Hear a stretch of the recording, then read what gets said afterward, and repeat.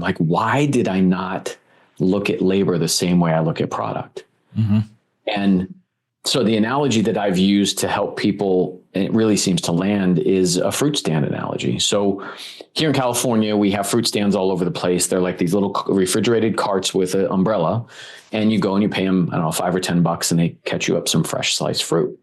So every morning, these fruit stands, they go to the wholesaler and they buy pineapples, bananas, all this stuff, and they load it into their little cart. And then by the end of the day, they want to go home with how much fruit?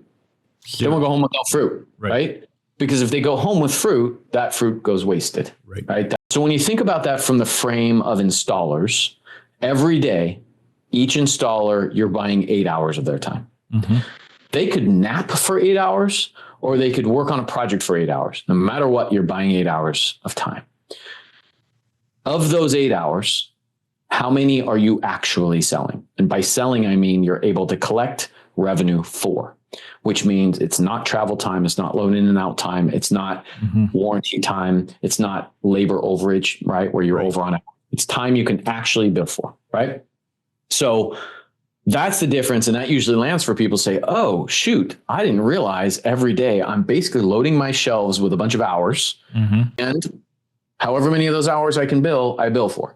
Now, it's not as pretty in our world, because our world, we're dealing with lots of projects and lots of stuff. It's not as easy buying, selling bananas, but the concept still holds true. Yeah. That if I sell 5 hours or if I sell 8 hours, the profit on the hours that I sold is vastly different.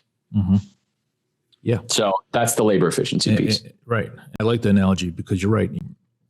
Your technicians, the only thing you have to sell is their time, right? And if you waste their time, it's spoiled, and you get zero value out of it, right? So, I think one of the things that a lot of companies struggle with is actually charging for their time, enough for their time, right? And then on top of that, marking it up enough to understand that you still have to factor in, all the other time that you're not going to be on site, right? So I think that's one of those profit leaks that you guys probably run into a lot. Absolutely.